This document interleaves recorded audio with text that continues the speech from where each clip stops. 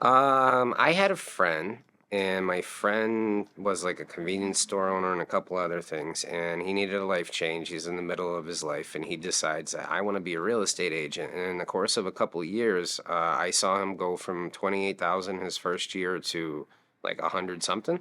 And I'm like, wow, and that seems pretty good. And the dude golfed with me, so I'm like, you had the same kind of schedule, the money's right, and I had a background in real estate anyway, so it just made sense. I got my real estate license at Champion Real Estate Academy. I was pretty good. It was pretty good. I liked the dude that ran it. Lewis was a good dude. I liked the way he talked. It was very straightforward. It was informative. It was kind of conversational. And I believe he did a really good job at taking the subject matter and kind of making it relatable. So I didn't really feel like I was in class learning something just to learn it. I felt like I was actually learning something. So as I had said a little earlier, so I actually had a previous background in real estate already. My father was a landlord. I grew up around being a landlord and a property manager. I actually own my own buildings now. That's what I've been doing before I decided to become a real estate agent. So again, it made the transition fit, and I believe it allowed me to kind of integrate myself because now I can take my business and whatever you need to do with a house, whether it's fix it, flip it, sell it, buy it, like I have something I can provide. Being a property manager is a shit show. That's why a lot of owners don't want to do it themselves. Dealing with people in that aspect where it involves like rental and housing and how they live, it's all inclusive. I mean, you go from marriage counselor to employment counselor to building super to lawn maintenance supervisor. I mean, just pick a title. It doesn't matter. If there's a problem, you're the one that has to deal with it. And there always seems to be a problem. I have found that as a property manager, no matter how good I do my job, you just have to expect the phone call. And you never know what it is and when it's coming. You just got to be ready for it. So right now, I manage 4 properties. I have like 19 units, I believe, under management. But I have a 9 family I'm constructing. So talking about the Big Blue building. So as the 9 family I had spoken about, so it's on Foster Street. So this is a building that I purchased in 2016. I believe we closed, and I basically sat on it like an opportunity because I had big golden eyes. Before I really knew why, I just knew that having a big building full of apartments seemed to be a good income producing opportunity. And also, I mean, it'd be a test of kind of my property manager abilities also. For me personally, I'd rather deal with 9 tenants in one building than 3 tenants in 3 different buildings all across town. So the opportunity to consolidate my problems or opportunities or whatever, how just consolidate my life in one place seemed too good to be true. So I purchased the building. So as a property manager, anything that affects your tenant affects you also. It could be anything from a change of relationship to a change of employment, the death of a pet, the death of a family member, a sickness. I mean, you never know. And when people's lives go bad, for some reason, the landlord is the first person that's going to have to take the responsibility. I don't have much experience outside of New England, so I don't know if that's an all across the country thing. But I mean, out here in New England, basically, tenant problems are your problems because you are the landlord, you are the property manager. I am acting as an authorized official agent in their capacity. I have a duty to treat it like I would my own building. Like it's what's best for the building. I'm not supposed to throw away money. I'm also not supposed to tolerate like negligent or reckless behavior. The important decision sometimes as a property manager is like how much is too much. In an ideal world, the tenant should follow all the rules. The world isn't ideal, so how many rules do they have to break until you go forward with an eviction process, which is now just another part of this circus that I am. So in my 8-year career as a property manager, I'm probably close to 100 evictions. I'd say definitely over 50. I don't keep track. There's been a wide variety. I have a personal eviction with a family member, so I've been all over the spectrum with that, honestly. Do believe Massachusetts is one of the harder states, say, to be a landlord or a property manager. Part of what makes that hard is the eviction process. Again, I don't have experience in different parts of the country. I have friends in Florida, and the process is totally different. But sticking to Massachusetts and what I know, Massachusetts is a pro-tenant state. The tenants, 1,000% have more rights than the landlord. The tenants can get away with egregious behavior, and all they need is a reason, and it seems to be okay because accountability seems to be lacking, I believe, in the eviction system. A typical eviction process, so you have to pick a reason to evict people. You can give them a 30-day notice or a 14-day notice. A 14-day notice in Massachusetts is strictly for late payment of rent. Like it's just a money issue. You can't bring anything else to court with that. That's just you have to pay your bill. And if the tenant does pay their bill, their tenancy gets reinstated. Now, a 30-day notice can be for cause or for not cause. For a cause, you have to, as a landlord, be very specific with your reasons. This is what the tenant did. Once you give them the 30-day notice, you have to wait 30 days or until the end of the following rental period, whichever one is greater. I do those myself, actually, but I've had to become much more dependent on my attorney for housing court stuff ever since this pandemic happened. Believe it or not, Massachusetts courts actually got worse. But following my story, so once you give them a 30-day and you wait the required time, you then give them a summons to go to court. The summons has to be served by a constable or sheriff in Massachusetts. You get service, then you give it to the court. Then the court gives you a court date. Evictions are really high right now, so usually you're a month until you can get them into court. And now, mind you, you've already waited 4 or 6 weeks to give them that. So you're 2 to 2.5 months before you actually have court. The first court case is just it's basically a mediation. They tell you that you don't have to do mediation in Massachusetts. It's optional. If you say no to mediation, I can promise you you're not going to get what you want from the judge. So let's just say mediation is mandatory. So the first hearing is a mediation where they try to come up with some sort of deal. Whatever the deal is going to be, it's usually going to involve the landlord's not getting paid and the tenant's probably not moving out right away. Because all tenants get time. Massachusetts, all tenants get time. It's months sometimes. Depends on the specific situation, but months. So if you can't come to an agreement with the tenant, and you're going to probably have an attorney, you don't have to have an attorney unless you're a corporation. If you're a business entity, then you need an attorney. Because a corporation is a separate legal person, and you can't represent somebody else because you're not an attorney. And I have tried.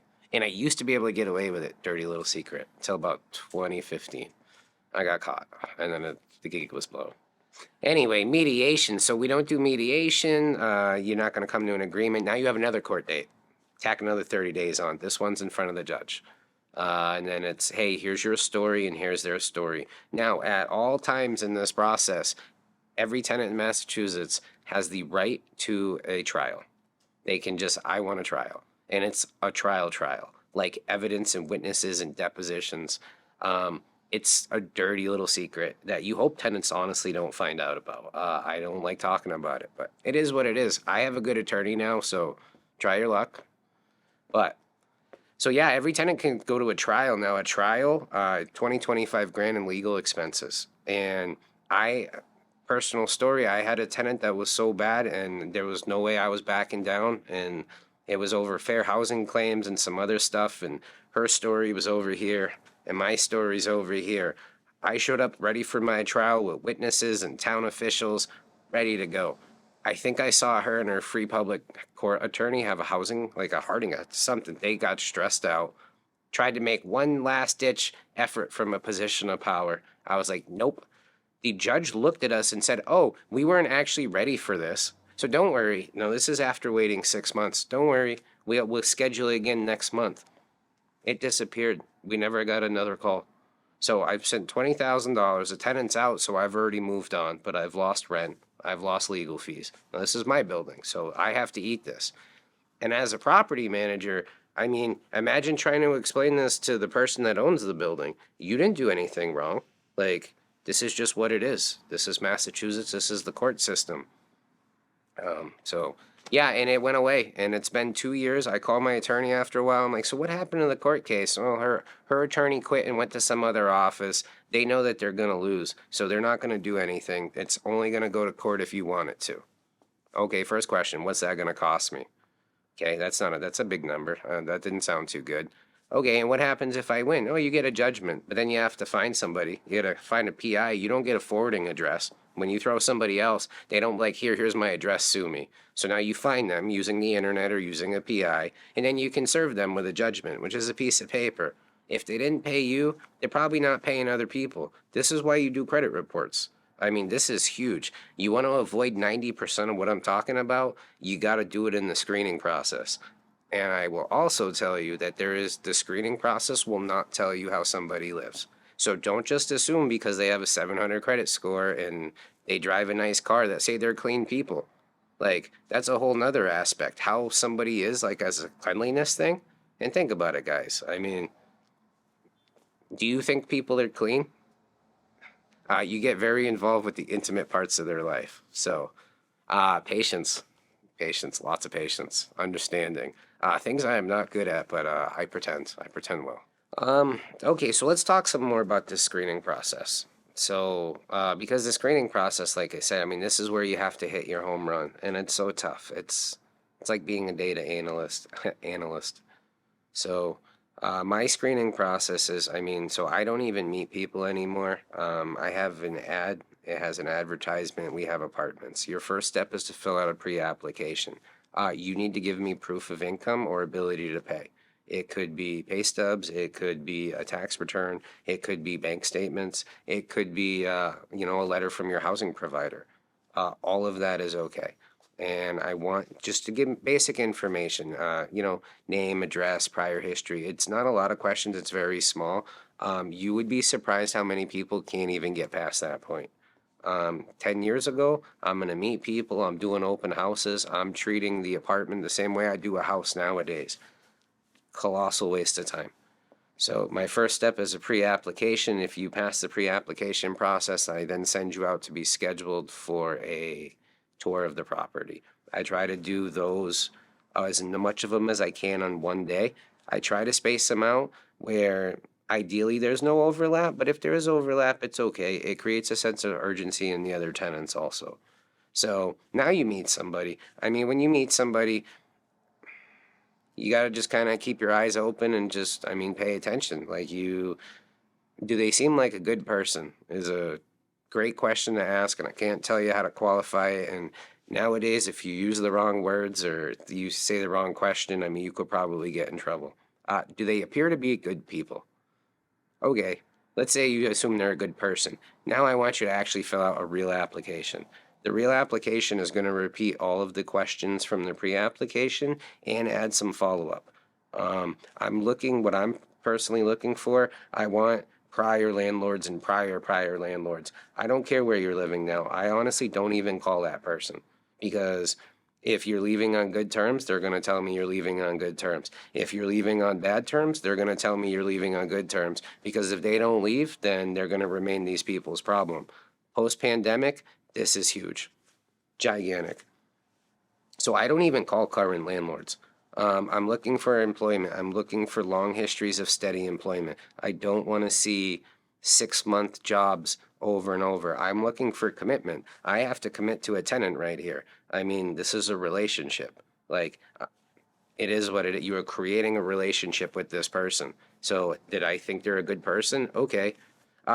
In a weird sort of way, being a property manager is almost like dating. Like, you're dating your tenants. It sounds weird, but it's kind of what it is. So you're creating a relationship with this person that you've never met before and trusting them with a thing that you have and you care about. It's your unit or somebody else's unit. It's something that you just rehabbed. You just made beautiful. I would assume that's what you want to do. So let's say, this is your unit, or if you're a property manager and it's someone else's, it's still your unit.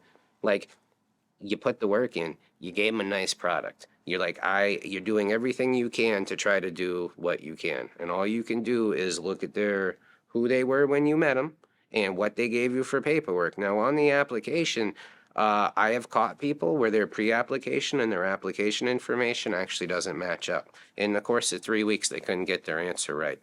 That's a pretty big red flag. If the application seems solid, I'm going to make some phone calls. I'm going to call the current employer because I want to make sure they're verified. I want to see, something legit. A letter, be careful with Word documents. I mean, I know how to use Word. You work for me. So, and then I can call a phone number that they gave me on a piece of paper. It doesn't necessarily mean that they're a real person. So, big companies are much more comfortable to me than I worked for my father's landscaping company. Okay, so, and again, you learn this over judgment. So if they have a steady history and they like to stay in one place, they're probably going to stay in my apartment for a while. Like, at least they're going to commit, which is cool because I've committed to them. Now I'm sending them out for a credit check. The credit check, and I mean, again, I don't know if this is just Massachusetts, but so if I can't just say, hey, here's a piece of paper, give me your information. I can't have you email me this and that. I need to sign releases, get all your information. Like, I'm taking legal responsibility because I have to check your credit. And it's extra work for me. And I'm all about, in theory, not having to do more work than I'm supposed to. So I like to use Experian Tenant Connect. In this situation, the tenant actually pulls their own credit. It's a soft credit check. It doesn't hurt their credit score, and it's only $14.99. Once they pull their own credit, they share the report with me because I'm the one that sent them the link. So I have 30 days to access this credit file. It's the same credit report that the bank would get. It's as thorough as you're going to get. It's going to list all of their previous addresses. Does this match up with the application? I save the credit check for last because typically by the time I'm at that point, I kind of am comfortable who I'm dealing with, and this is just my confirmation.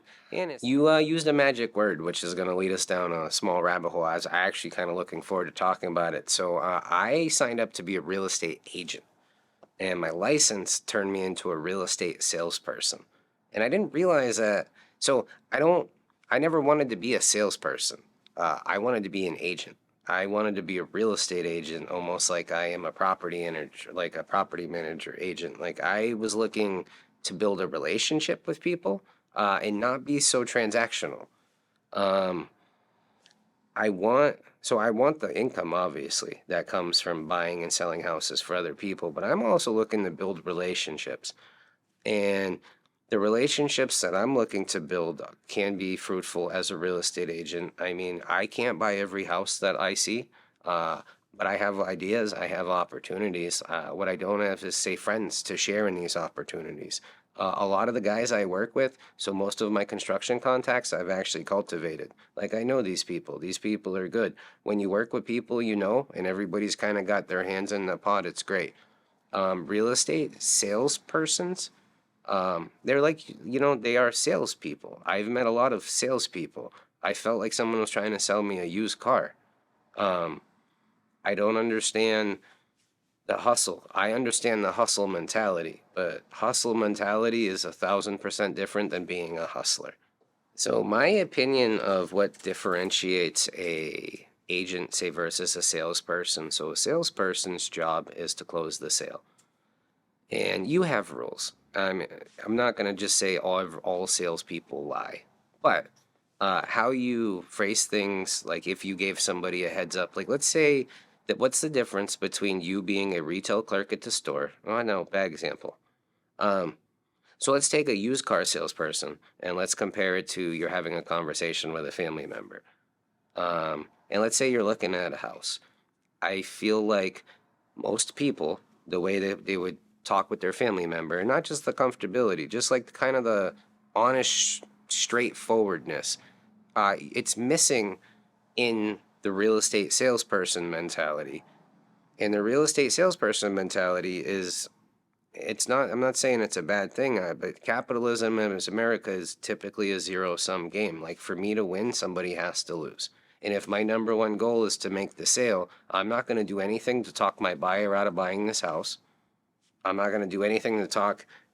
My job is to facilitate a knowing purchase between my buyer and a seller, or between my seller and my buyer. I'm to guide this person through that process, and I do what I got to do. I make sure there's no red flags.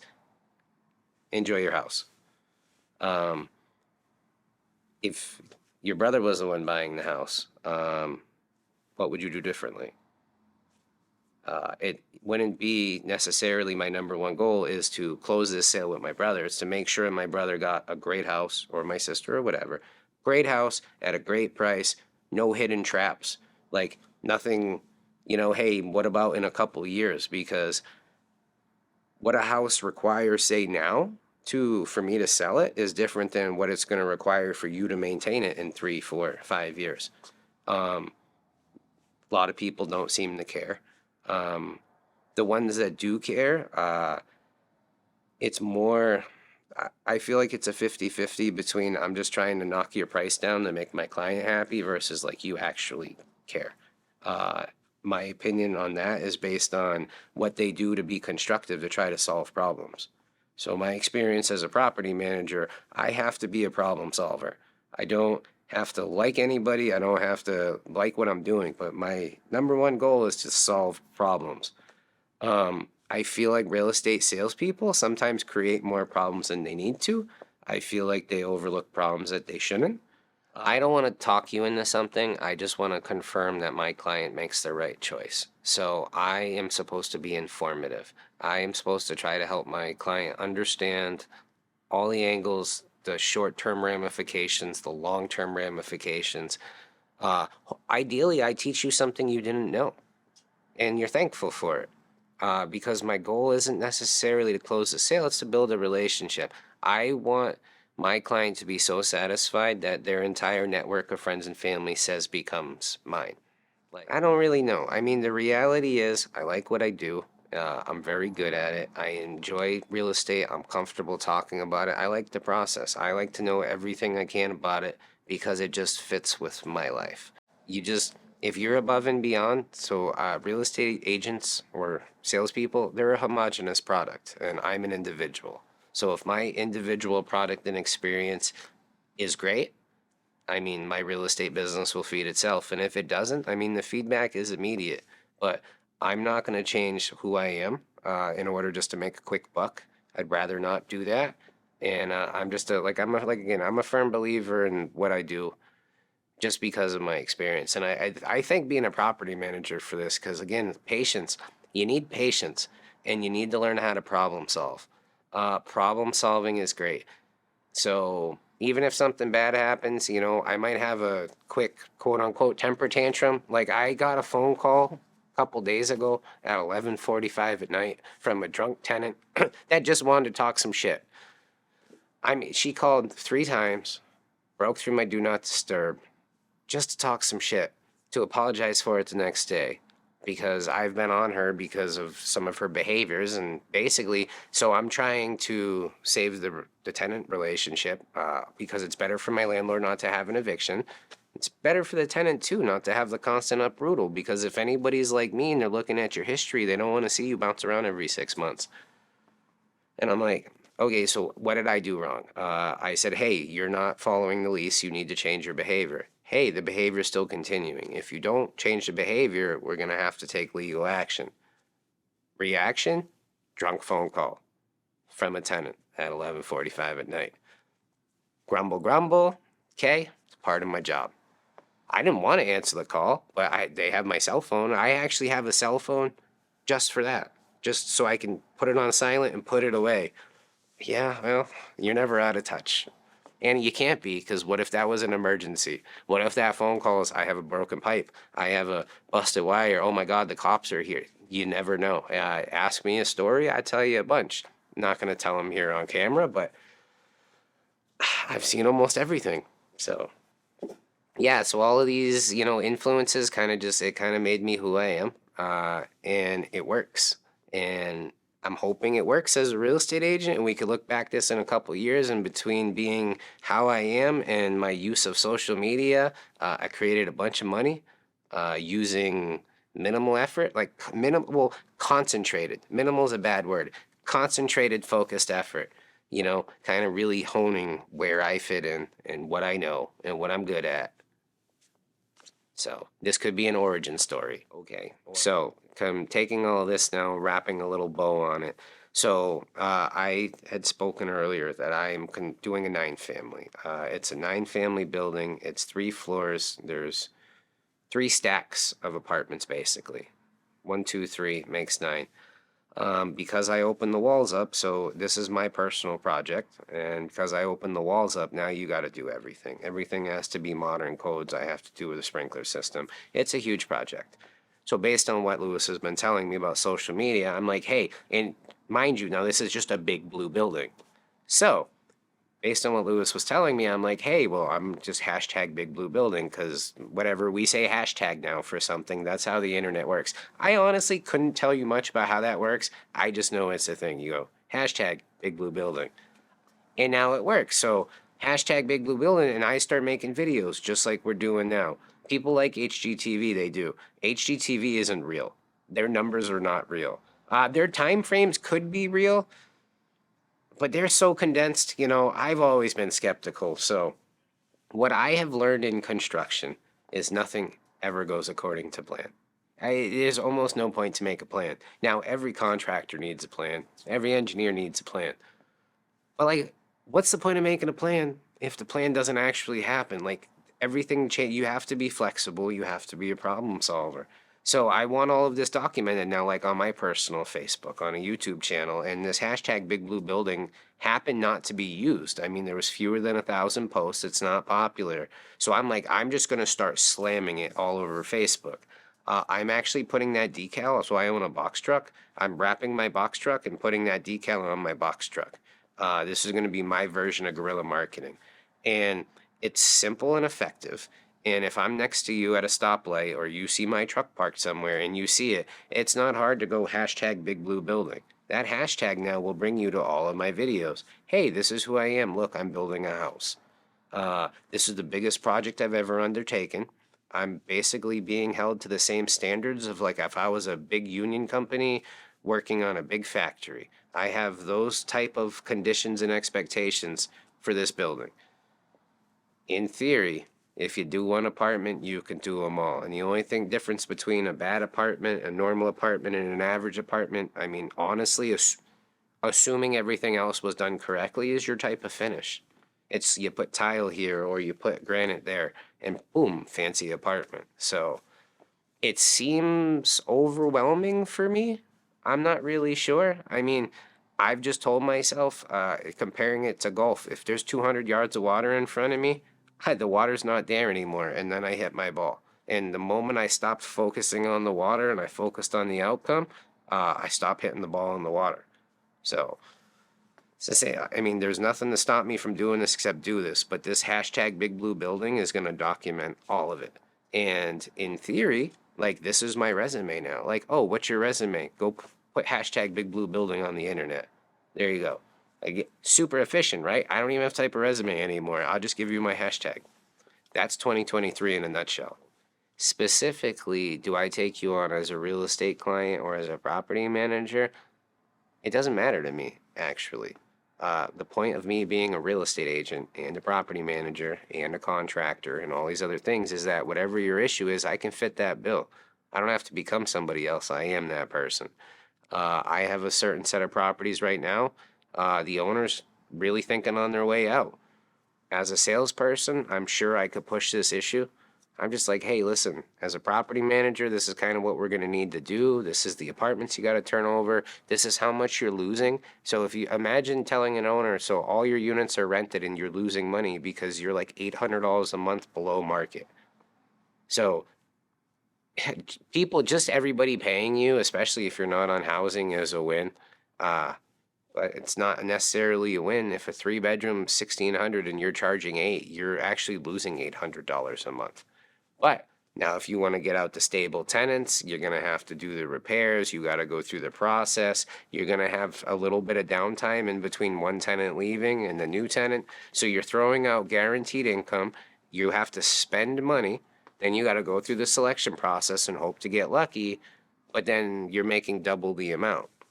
Or if that's not, I could sell your properties. I can sell all 3 of them. You're not going to get top dollar because they're going to need work. Somebody's going to come in and tell you what I just told you as a property manager. This is what you're going to have to do to get today's market value. If you do this stuff and get today's market value, the value changes.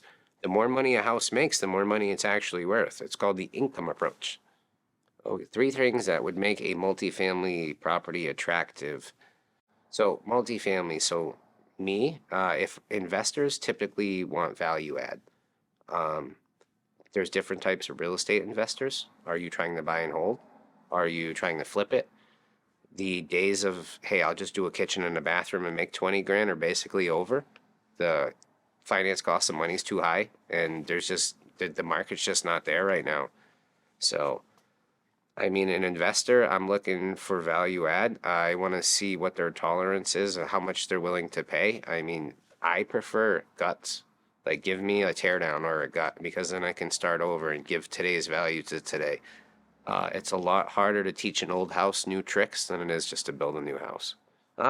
For a first time multifamily, I'm looking for the opposite of that. I'm looking for stability. I don't mind paying almost close to market, because I know if they're going to hold it, that, so with real estate, as long as you hold it long enough, you'll always have your money back. Our financial system is designed that property can't really crash. And once people are used to, say, paying $1,600 for a 3-bedroom in a certain area, the number can only go up. The number will never again ever go back to $800. It couldn't, because now everybody would lose money. The lenders, the owners, you couldn't do it. It'd destroy the market.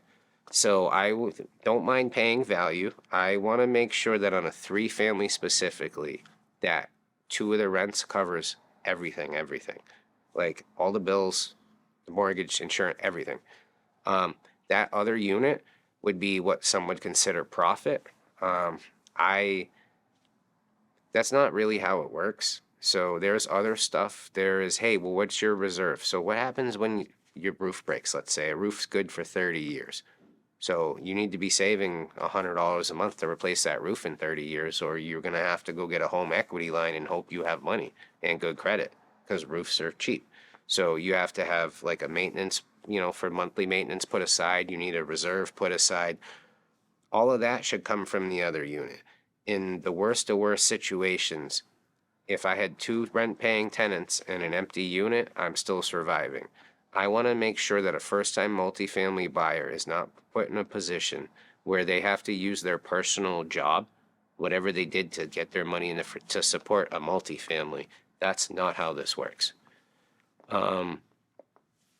Another reason that getting a put together rent stable one, so in the situation that the world changes, it's a lot easier to hurry up and sell. So real estate is not, it's not like a stock where I can trade it in a second, but I want it to be as easy as possible to relist, because I don't want these people to lose. So in a perfect world, this is the best multifamily ever, and they're going to hold it to the end of their 20-year mortgage. In the worst possible world where things have happened and the house got to go, at least they can get it and break even. I mean, this is supposed to be a passive investment. So that requires 2 things. One, you're actually supposed to make money. Most landlords don't. 2, it's supposed to be passive. It's not supposed to be an all-consuming activity. Passive. I do the job pays me over time. So you can find me on Facebook under John Belanger. You can find me on Instagram under John Mark Belanger. You can hashtag bigbluebuilding. That's how I want everybody to find me, actually. But yeah, you want to listen. If you want easy, you want straightforward. If you want educational, if you want to know that I'll always be there when I say I'm going to be there and I'm going to answer my phone. If you want to know that I wouldn't let you do something I wouldn't do myself, then you would work with me. If you just want someone to sit there and shut up and sign some papers, call somebody else, because I'm not that person. No, that's not appropriate for the camera. That is not appropriate. That's not appropriate for the camera. But yes, I have been told I may look like Robert Downey Jr. I feel like people see what they want. So now imagine if I was a salesperson, and instead of just be like, yeah, and, bashfully being like, imagine if I actually manipulated that as a salesperson, I might have my own Avengers movie. So good thing I'm not that person. I wouldn't be here.